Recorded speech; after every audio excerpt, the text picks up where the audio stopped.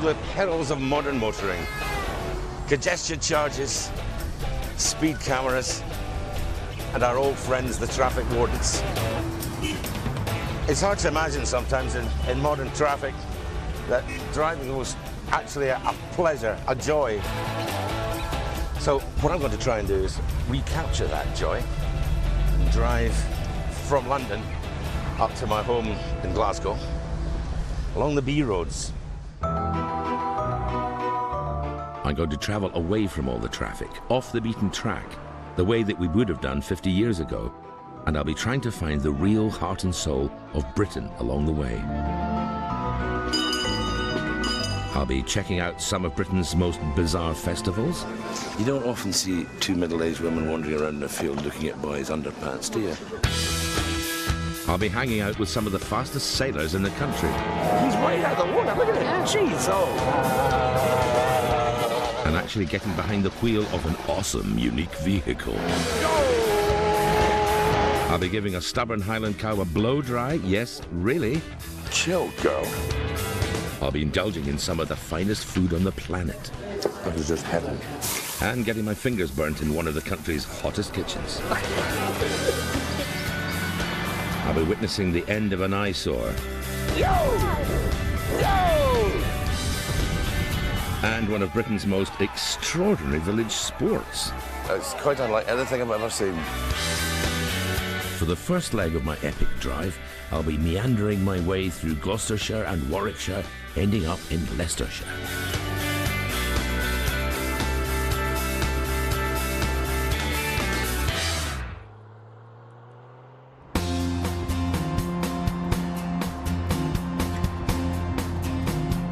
So here we are, this is the approach onto the M1. But we're going to ignore that. We're going to go the other way.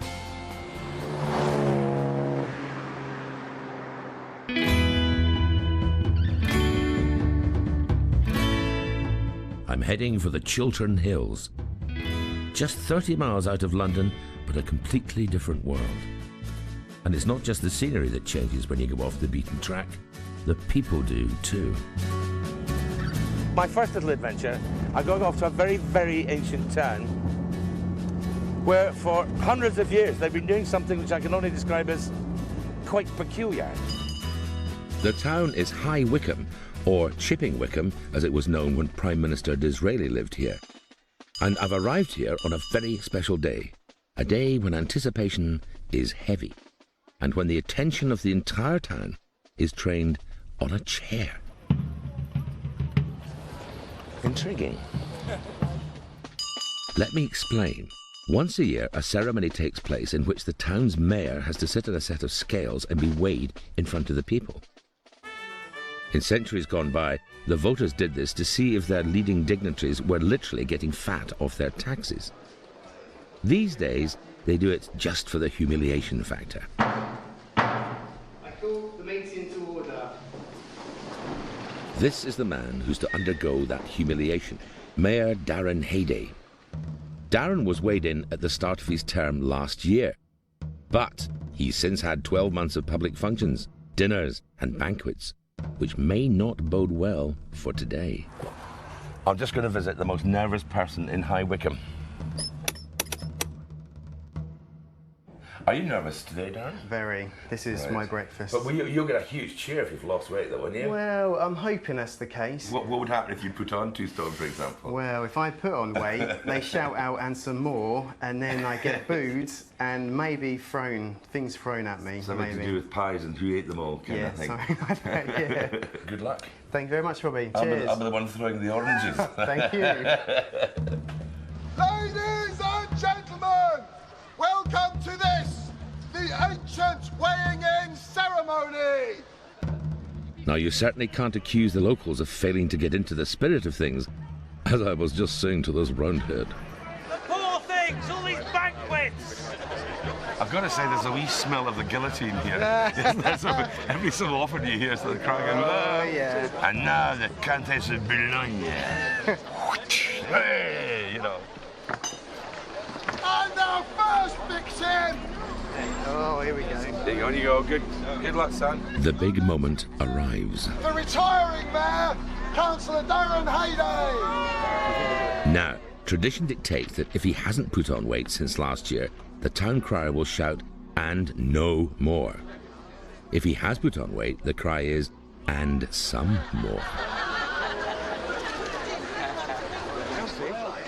Councillor Darren Hayday, and no more! All Darren's time on the treadmill has paid off. So all you got was "and no more," and they didn't say "and a lot less." No, You deserved a lot less. Yeah, You should have well. said that. This public humiliation isn't confined to just the mayor. Now, ladies, here's why you might not want to stand for election in High Wycombe. Councillor Mrs. Jean Teasdale, and some more! Oh, dearie me. I like this tradition so much, I think it should be extended to some MPs. But perhaps the chair should plug into the wall. I'm very glad I'm not a councillor, because that would be... and more, it would be, sadly. But this is no time to be thinking about dieting. Not when I'm about to enter this place, the Vale of Evesham, one of the most fertile areas of Britain. And when it comes to one of my favourite foods, the best place to grow it is right here, and the best time to eat it is right now. I'm talking about asparagus. Here's the thing about the English asparagus season. It is just that. It is a season. It is a time of the year when the asparagus ripens and becomes absolutely delicious, and it's grown here in Britain. You can, of course, eat this stuff, which is flown in from Peru, 6,500 miles. You can get it at the supermarket any day of the year. But to be honest, it doesn't taste like asparagus to me. And, at the risk of sounding like Hugh Fernley serving suggestion, I think it's not a bad thing that you can only get it at a short time of the year, because then it's a treat. Has the family always been involved in the grass? Market gardening, yeah. Really? Yeah, there's some... Don't talk to Billy Bird about the imported stuff you find in the supermarkets in December. His family have been growing asparagus in this corner of England for 700 years.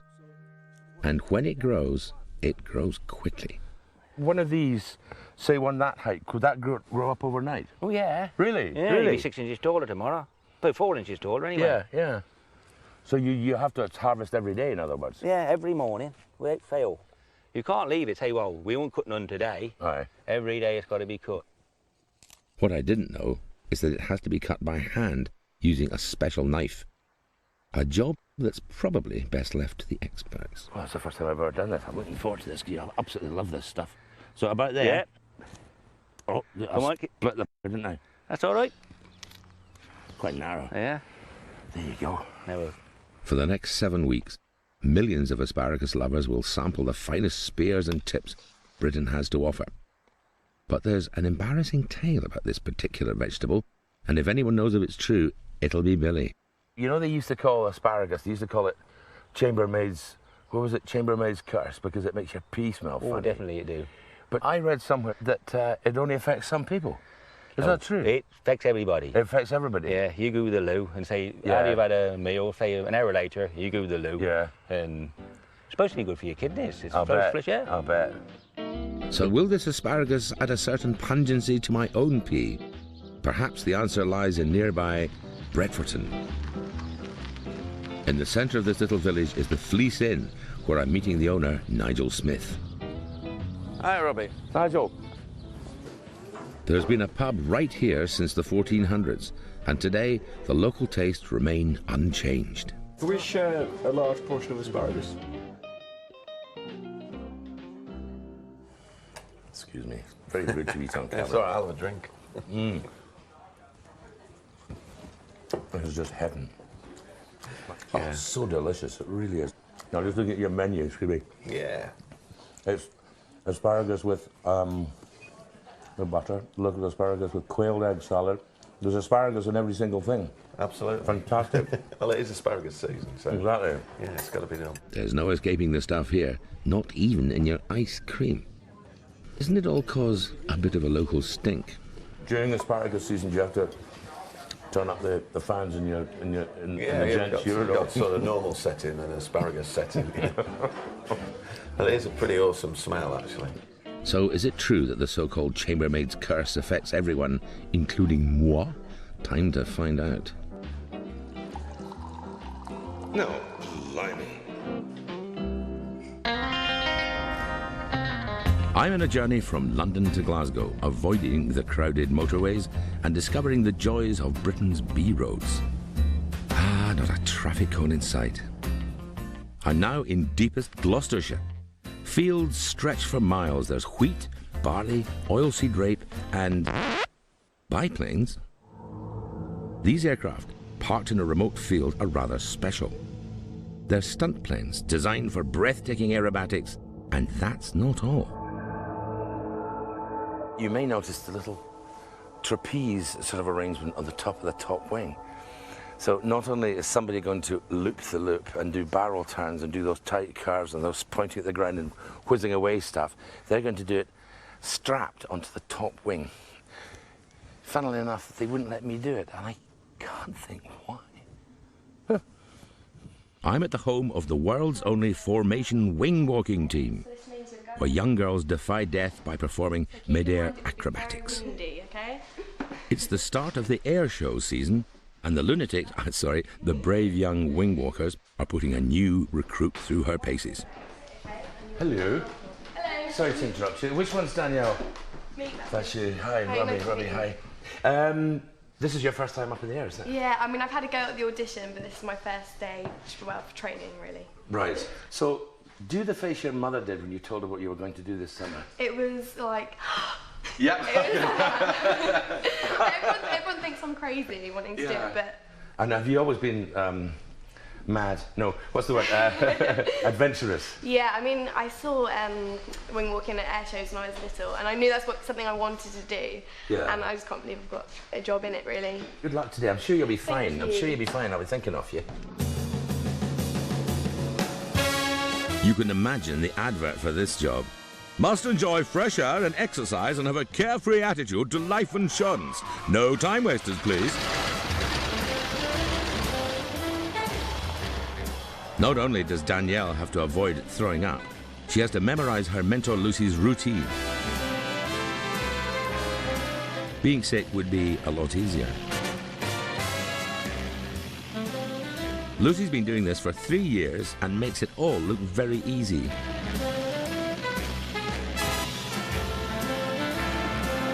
At over 100 miles an hour, every move needs strong muscles and a strong stomach.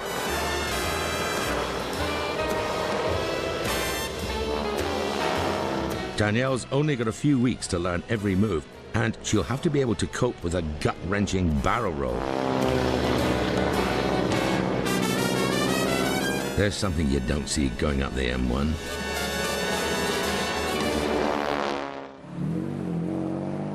After pretty girls and aeroplanes, I'm wondering if life could get any sweeter. But then I enter the Cotswolds. It's not just the countryside. It's the honey-coloured Cotswold limestone that gives the place its outstanding beauty. These villages are like works of art. And I know what I'm talking about. When I was at art school about 40 years ago, can it be that long, Bob? Yes, it can. About 40 years ago, I made a lot of very pretentious rubbish out of almost every material known to man. I made things out of silver, out of wood, paint, canvas, obviously, plastics. But I never ever get the chance to make anything out of stone, you know, something that would last forever. But I'm about to put that right, thanks to a local stonemason who's invited me to make my mark on history. But his stonemasonry workshop is a little bigger than I was expecting.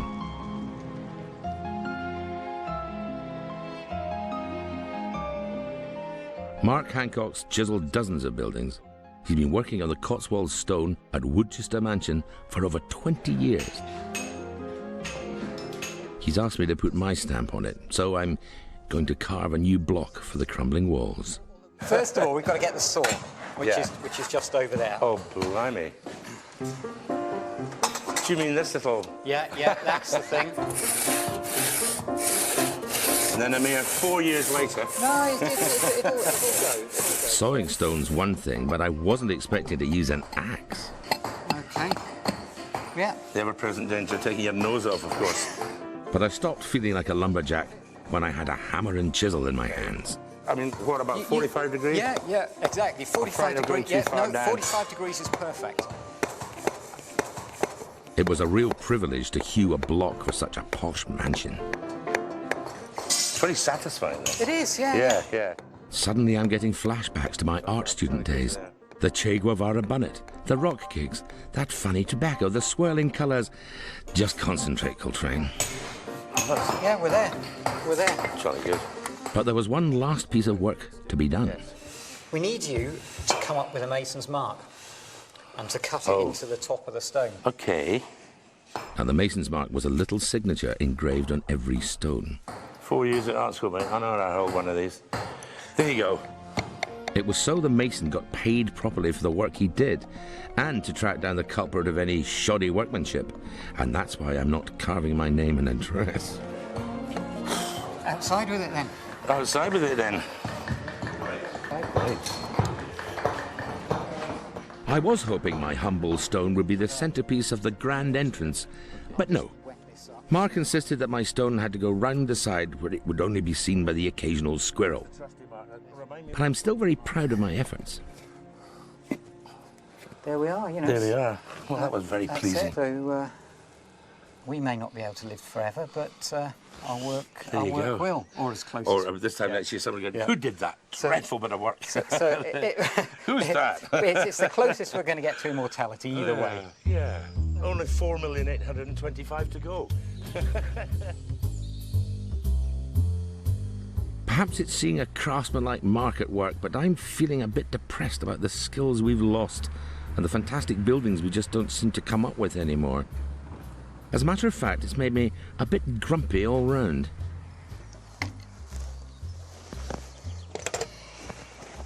Something you have to do less and less as time goes on, because most cars do about 35, 40 to the gallon these days. The one thing I don't like about modern cars is they don't give you any information until everything's gone wrong. They'll tell you when the engine's too hot, they'll tell you when you're out of oil, they'll tell you all these things. These old girls, it tells you what the water temperature is, what the oil pressure is, it tells you everything you need to know to judge for yourself whether the car needs something done. And that's another thing, you see. We don't know how things work ourselves. We boys don't take their bicycles apart anymore. They just wait for Granny to buy another one at Christmas. Anyway, that's all I have to say on the subject.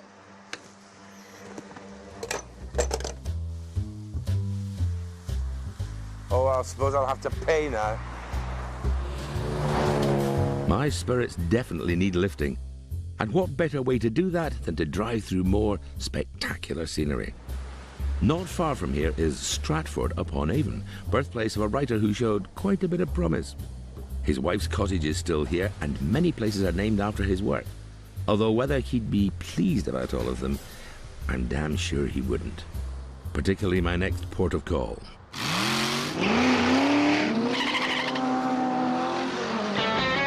Welcome to Shakespeare County Raceway. It's a converted aircraft runway, and it was the very first drag racing strip in Britain.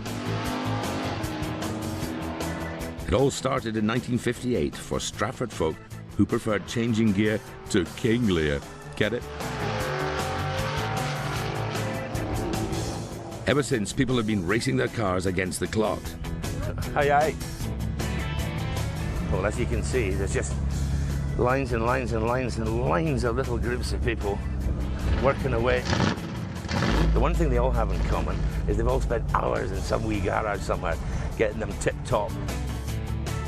Everywhere you look, you see people with bags of passion, and not one smoothie kicking a tire to be seen. I'd like to join in, but my old car isn't quite right for the drag track. You don't often sit in a Jag and feel a bit of a softie. I need something a bit bigger. Something rather special.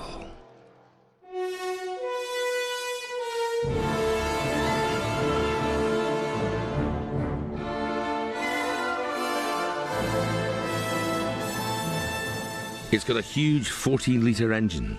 It does about 4.5 miles to the gallon, and it weighs 20 tons. It's the only one of its kind in the world.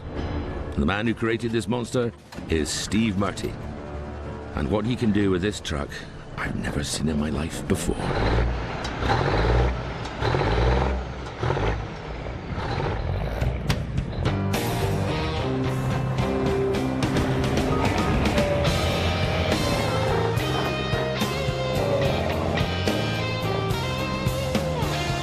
As Mr. Clarkson might say, if it was your mother-in-law, you wouldn't forget her birthday. But just watching it is not enough. I want to have a go at it myself, so I need to know how on earth Steve does it. Everyone innocently thinks, oh, it's just a massive amount of weight at the back. Well, do you know, I have to say, I thought that myself. It isn't so. I thought that the chicken is a big tank of water there or something. So, do you think, here's the big question, do you think I could get this to work? I know it's a very careful, I mean, it's a control between the power and the braking, isn't it? It's impossible for me to explain. I'm sure. All I can do you just have to feel is it. show you and feel it. Right, feel it. Yeah. You've got to feel it through your bottom, what's happening, and then we'll try and talk you through it and see whether you can pop a wheel. 20 Is it worth a couple of pints if I can get the wheels to move half an inch off the ground? I can tell you there's a lot of wages on this already. Who's your money on? The truck, probably. You're not doing it. Oh, come on. How hard can it be to get a 20-ton truck onto two wheels? Well, a bit harder than I'd first thought. Put your left foot on the brake. Yeah. And then just give it some accelerator, just as a blip. That's it, that's it. Keep it going, let your brake off.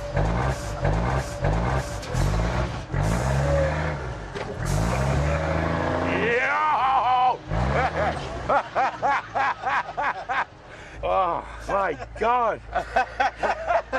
Where's the diazepam? Oh, where's the diazepam? Yes, exactly. Time for my tablets. What a fantastic experience. Oh, let's do it again. Yeah, let's do it again. Go on, let's do it again. Let's do it again.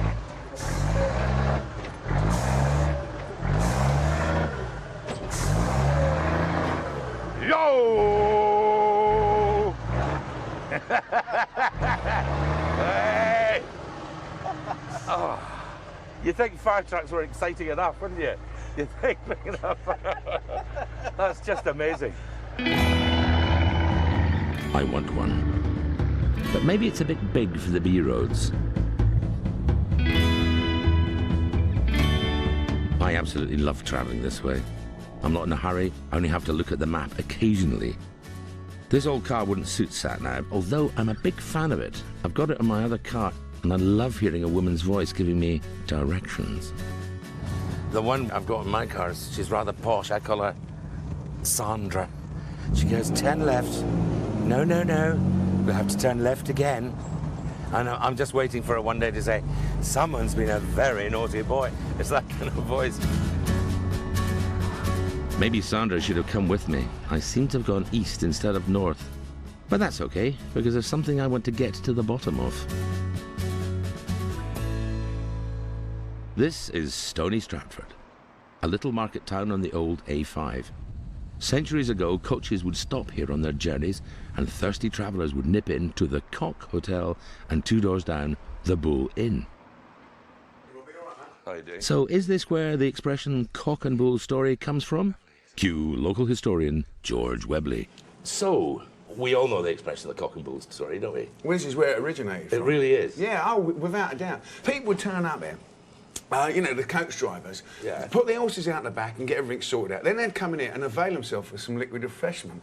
And of course, there'd be loads of them here, because, you know, there'd be hundreds and hundreds of coach Literally, drivers. really, yeah, literally, really, hundreds yeah, and hundreds. Yeah. So they'd turn up here and they'd start off and they'd be talking about their boring, mundane day. Yeah. But the more you drunk, the bigger the stories got. So eventually people say, yeah, shut up, you liar. It's like, right, I'm going up there to tell these stories. So it was the coachmen, it wasn't the locals. No, it wasn't the locals. Because I'd always imagined that the cock, if there was such a thing as the cock and the bull, that it would be the men in the town would be pub crawling at that and come back to their wives and tell them a pack of lies and say, don't give me that cotton wool story. But that's not the case. No. It's nothing to do with that. No, it's the coach drivers coming through. See, most of the locals were either selling you booze or putting, shoes on your horses. So and maybe the passengers would want to know that story. Oh, without doubt. Yeah, what's the date? They were talking about Dick Turpin and how many times they've been held up. He was here. Was he? In fact, now this ain't a cockable story. No, this isn't a cockable story. In 1753. Oh dear, I'm always wary of stories that start in 1753.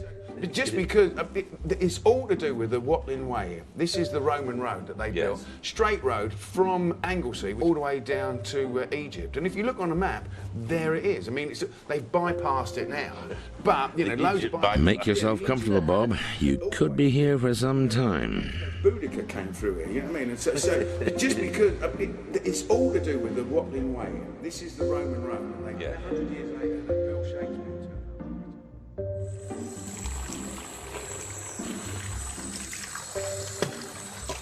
So here's the thing, right? George didn't have to go on about all those stories about the cock and bull. It was very interesting. But I'm thinking this. If the essence of a cock and bull story is that it's either a lie or a gross exaggeration, it could be that cock and bull stories were not invented here at all. It could be the cock and the bull were built in 1946 by Charles Forty. And that actually they decided to manufacture it as a way of getting people to stay in the village. Or it could be absolutely true. But how do you decide if it's a cock and bull story? Strange one, that. Anyway, I'm off to bed. I need to turn that thing off. And would you mind cleaning the bathroom when you leave?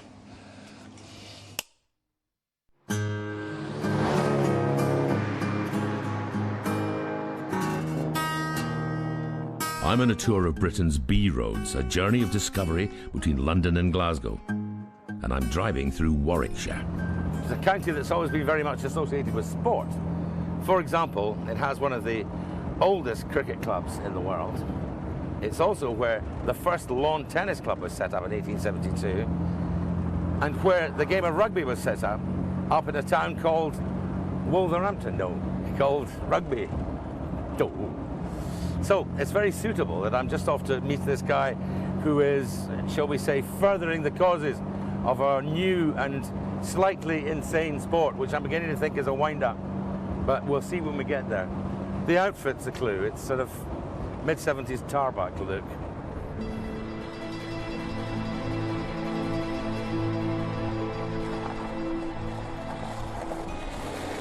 Well, it's golf gym, but not as Tarby would know it. No bunkers, no holes, no balls, and not a Pringles sweater in sight. This is disc golf, where players throw frisbees from the tee into specially designed baskets in as few shots as possible, obviously. It's taken root here thanks to the determination of one man. This is Derek Robbins, Britain's #1 disc golfer and creator of Warwickshire's disc golf course. Should come round left now. I left myself a putt. God, that's fantastic. I'm completely flabbergasted. I didn't know human beings could do that kind of thing. If the home of golf is St Andrews, the home of disc golf is here at Quarry Park. This whole place is your brainchild now. Yes, it was. Yeah. So now tell me how it came about. I played the sport from the late 70s, and then it was my ambition to have my own course for quite a long time. And in 1994, this piece of land came up for auction. It was just grazing land, no trees. So I bought it at auction, planted, about 1,800 trees. Trees makes it more interesting, presumably, because then you have to shoot between them. Oh, yeah. There's lots of reasons for people to curse me as they go along. Oh, nice! Okay. Derek ploughed all his savings into his course and spent 10 years getting it into shape. Now players from Warwickshire and beyond come and test their frisbee skills, including moi. Through, you say? Yeah, be positive. Just follow through. Right, you open your hand out. That's it. Nice one. Oh, now I understand. Bit of work needed on my putting, that's for sure. But to show Derek I wasn't completely useless, I decided to go for distance. Yeah. Okay, I've got no idea where this is going to go. I'll give it a shotty. So I want to go up the way, yeah, kind of thing. Flat, Should flat, put flat. it through here. Yeah. And round. Right, and keep it round. Okay then. Okay. Oh, whoa. Fuck. Well, you've got two arms, isn't it? I think I might have released that just a little too late. What do you think? Just a little. I'm just glad I stepped back there. Right, pay attention, Coltrane. See how it should be done. Well, I'm going home. Excuse me. Athlete at work. It's not quite as frustrating as ordinary golf. That's exactly what I wanted it to be. And at least there isn't a stuffy dress code. Most of these guys look like they got here on skateboards. Did that move? I think it did. But it's great to see a British entrepreneur bringing yet another new sport to this part of the world. 10 years' time, I'll give you a game. Time to get back on the road. I've seen some fantastic natural sights so far, but now for something man-made and truly awesome.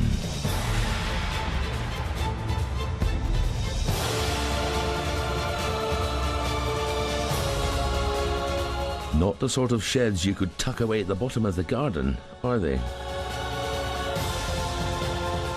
These are the Cardington sheds, built in the 1920s and once the biggest structures in Britain.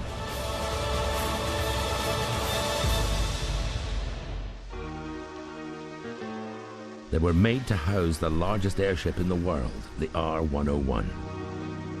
In 1930, everyone thought airships were the transport of the future. After all, they were filled with flammable gas, they were incredibly slow, dangerous to fly in a storm, and they could only carry a few dozen passengers. I can't understand why they never caught on. The R-101 might have gone from the skies, but its hangar is still here. Those big braces on the front doors, by the way, which you might imagine are holding the building up, those are just to hold the gates together, because the gates weigh near on 1,000 tons. Well, they would have to, you see, because that acreage, if it caught the wind, would have to be damned heavy, otherwise you'd be doing a Mary Poppins from here to Japan, probably. So big notices all over it saying, danger, keep out. So the director thinks I have to go in. So what's new? It's not easy, you know. I mean, you get to stand in front of a posh car, and then he makes you stand in front of a rusty building. He'll not be going in. Oh, no. He'll be sitting with a cup of coffee and the monitor going, do something interesting, fatty. We'll talk later. Well, first, obviously, I have to get the door open, which, given the fact that it's as tall as a 16-story building, requires a bit more than a wee shove. Let me introduce you to the handbrake. It's hard to believe that this is all that's required to hold this thing steady, but apparently it is. So naturally we'll have to undo it.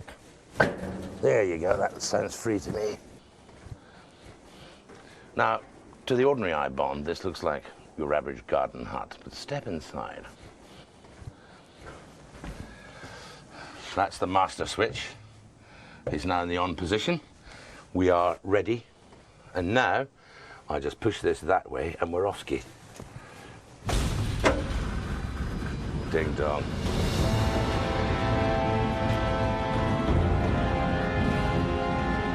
Whoa.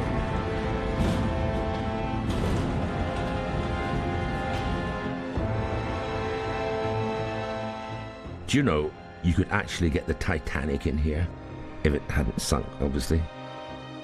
6,000 double-decker buses would also fit snugly. But if you really want to know how big it is... Nelson's column, boys own facts, Nelson's column could stand here and not touch the ceiling. It's quite unbelievable. And it's yours for a mere 6 million. Not cheap, but fair dues. You get all the kids' bikes in, a chest deep freezer, and that horrible thing your mother-in-law got you for Christmas. Well, the old engine's been pinking for a while, so I'm just going to check it out. Here's an interesting statistic. British men, apparently, spend twice as much on their cars over a year than they do on their girlfriends. Which is a fairly outrageous idea until you think you could get a rebuilt one of these engines for about 1,500 quid, and a Manolita blankety-blank pair of shoes costs about 700, 800 quid. I know which I think is the bargain. Right, sister? You're absolutely right, Bob. You can accuse me of talking cobblers, but in my defence, I am about to enter Northampton. And Northampton has one of the most bizarre museums in Britain. I just have to check it out. Here we are. This place has the world's largest collection of shoes. There are 12,000 pairs here, more than in the average girl's wardrobe, just. This I'm finding fascinating. This is a Roman sandal, but the distinguishing thing about the Roman sandals was it's got big hobnails on it.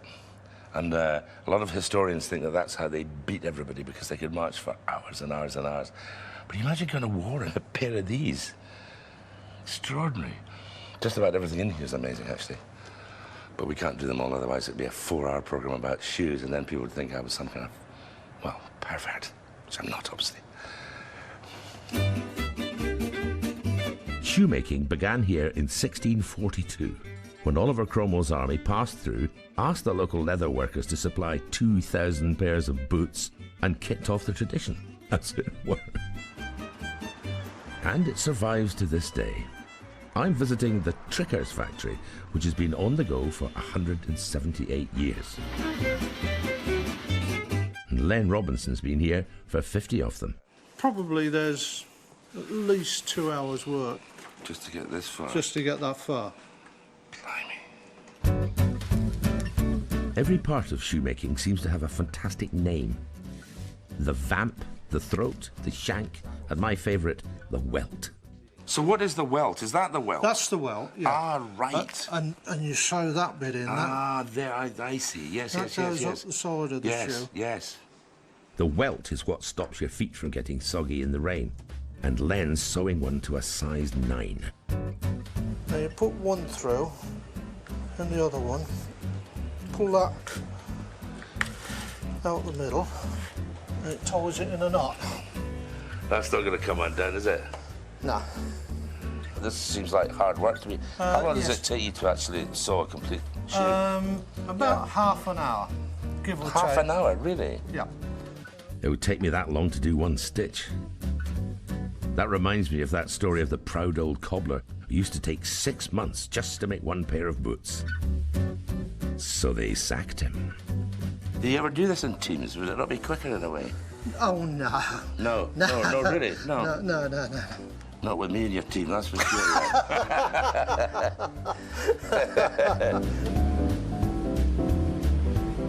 I've just got time to pop east for a quick stop.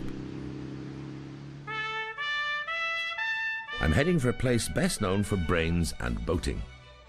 But today, there are a few students up to something completely different. The Dreaming Spires, Cambridge, beautiful buildings, lovely place to learn. Gotta be very clever to get in here. Wouldn't have me. Wasn't clever enough, apparently. No bitterness there.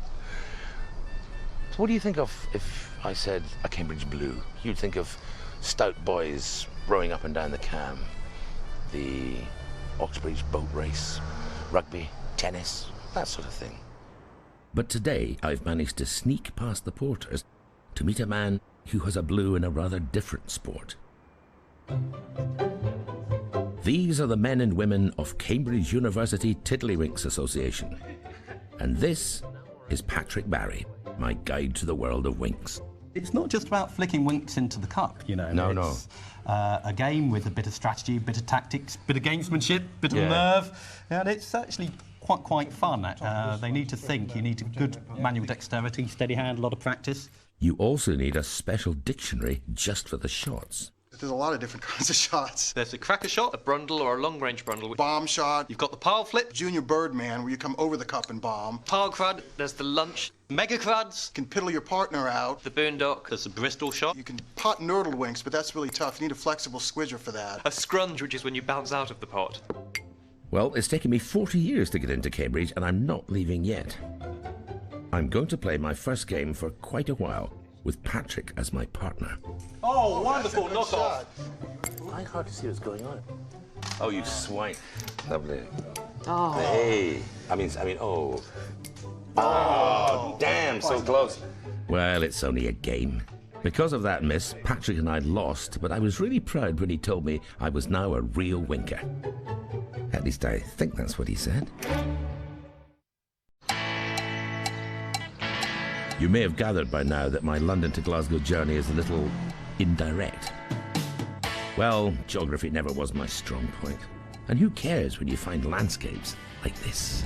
Such a beautiful part of the world, this. Such a beautiful part of the world. As well as being beautiful, this corner of Leicestershire is also a little strange. At this time of year, at least. Take the village of Medbourne.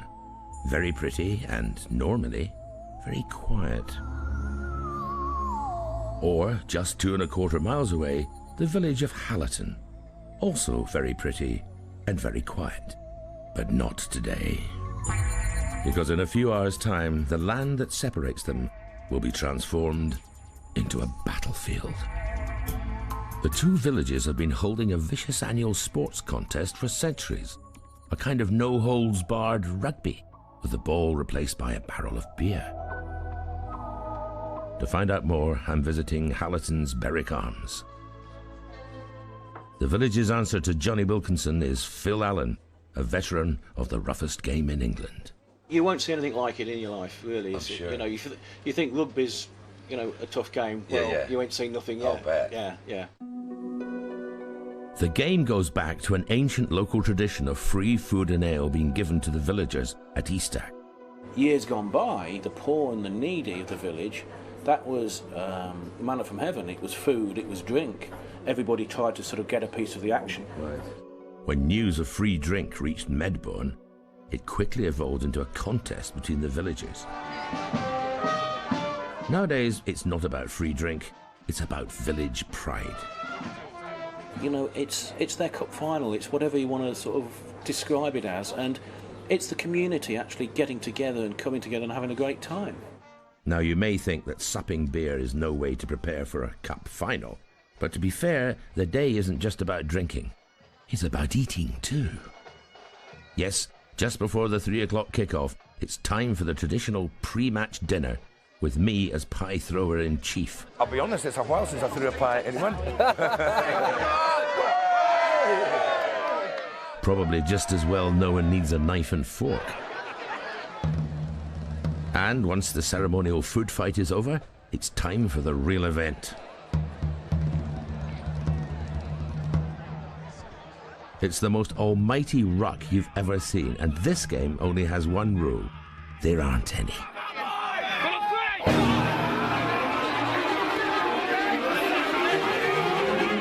The game can go on for hours. Hundreds of people all trying to wrestle a wee barrel over their try line. Just completely insane. It's fantastic. I've absolutely no idea how they know which side everyone's on, or which direction they're going in. It is basically a scrum, which is supposed to be where they got the idea for rugby for it. Or riots, I'm not sure which. It's just extraordinary. Now, there's no referee, obviously, so apparently there's a general agreement there'll be no rough stuff. Yeah, right. I might well have broken an ankle. But in fact, it's amazing how few injuries there are. And all of them are accidental. I'm sure you'll be fine. It's quite unlike anything I've ever seen. It's just extraordinary. I think it's just brilliant that the health and safety nannies haven't managed to stop it. I'd like to see them try. After 3 hours of complete chaos, Hallerton get the winning barrel over their try line, or in this case, a muddy stream.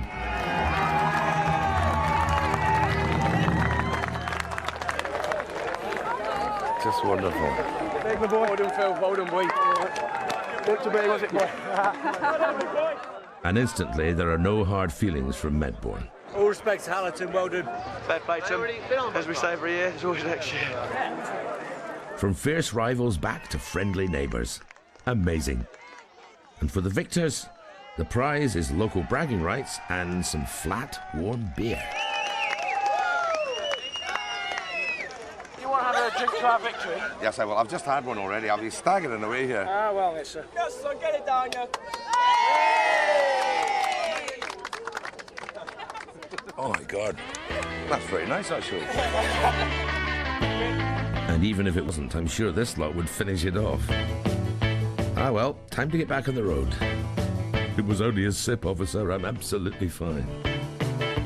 According to the speedometer, I've done 300 miles since I left London, and yet I'm only actually 70 miles away from London. So when you go off the beaten track, you certainly take a very meandering road, and it takes a lot of time, but so what? I've already been in half a dozen places which you might think were in different countries, and yet they're all extremely eccentric and extremely British.